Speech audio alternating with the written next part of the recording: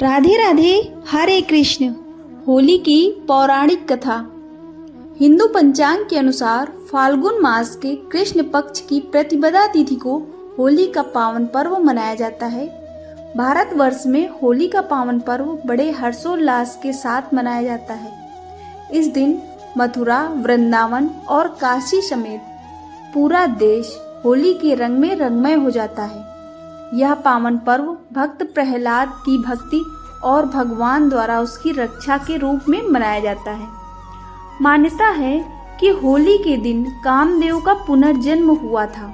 वहीं भगवान श्री कृष्ण ने इस दिन राक्षसी पूतना का वध किया था। पौराणिक ग्रंथों में होली को लेकर अनेक कथाएं मौजूद हैं, लेकिन इनमें कामदेव, पूतना और भक्त प्रहलाद की कहानी सबसे प्रमुख है।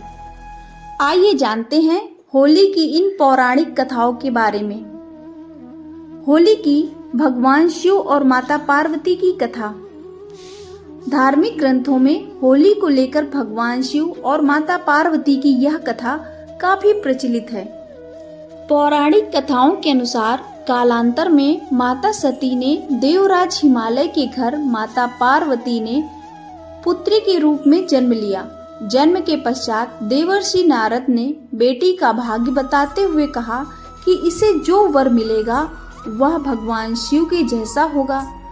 इसे सुनने के बाद माता पार्वती ने भगवान शिव को ही अपना वर मान लिया तथा माता पार्वती ने भोलेनाथ को पति के रूप में प्राप्त करने के लिए सभी सुख सुविधाओं को छोड़कर कठिन तपस्या करने लगी। वहीं दूसरी ओर भोलेनाथ समाधि में लीन थे। देवी पार्वती का भगवान शिव का विवाह कराने के लिए तपस्या को भंग करना अत्यंत आवश्यक था। ऐसे में देवताओं ने तपस्या भंग करने के लिए कामदेव को मनाया। कामदेव ने प्रेम बाण चलाया और भोलेनाथ की तपस्या भंग हो गई, जिससे भगवान शिव अत्यंत क्रोधित हुए और उन्होंने अपना तीसरा नेत्र खोल दिया, जिससे कामदेव वहीं भस्म हो गए और तीनों लोक में अंधेरा छा गया। कामदेव की पत्नी विलाप करते हुए भोलेनाथ के पास पहुंची और उसने भगवान शिव को इसका कारण बताया। क्षमा याचना के बाद भोलेनाथ ने कामदेव को द्वापर युग में श्री कृष्ण के पुत्र के रूप में जन्म लेने का आशीर्वाद दिया था। कहा जाता है कि होली के दिन कामदेव का भगवान श्री कृष्ण के पुत्र के रूप में जन्म हुआ था। होली की श्री कृष्ण और राक्षसी पूतना की कथा। होली की दूसरी कथा भगवान श्री कृष्ण और राक्षसी पूतना से संबंधित है। पौराणिक कथाओं के अनुसार कंस ने भगवान श्री कृष्ण के जन्म के पश्चात उनका वध करने के लिए राक्षसी पूतना को भेजा था। कहा जाता है कि पूतना में 100 हाथियों जितना बल था। वह अत्यंत शक्तिशाली और मायावी थी। कंस ने उसे गोकुल में सभी नवजात शिशुओं को मारने का आदेश दिया। वह अपने स्तनों पर विष का लेप लगाकर सुंदर स्त्री का रूप धारण कर नंद बाबा के घर पहुंची। भगवान श्री कृष्ण ने पूतना को देखते ही पहचान लिया।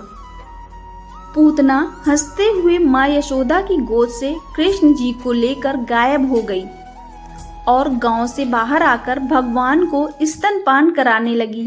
गोद में ही भगवान कृष्ण ने पूतना का वध कर दिया। पूतना का वध करने के पश्चात बाल रूपी कृष्ण घास पर लेटकर खेलने लगे। कहते हैं कि मृत्यु के पश्चात पूतना का शरीर लुप्त हो गया, इसलिए ग्वालों ने उसका पुतला बनाकर जला डाला। इस दिन से प्रत्येक वर्ष होली का पावन पर्व मनाया जाता है। मथुरा और वृंदावन में 40 दिन पहले होली का जश्न देखने को मिलता है। होली की भक्त प्रहलाद की कथा।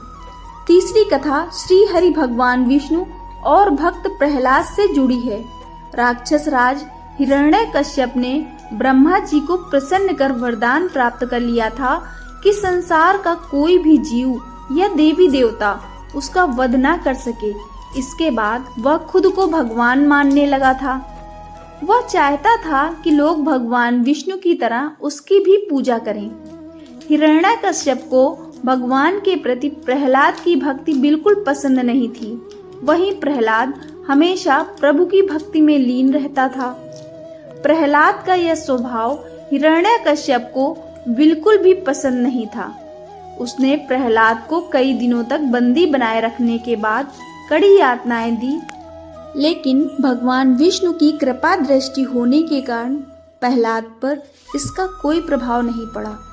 इसे देख हिरण्यकश्यप काफी परेशान हुआ और उसने प्रहलाद को मारने के लिए होलिका को बुलाया।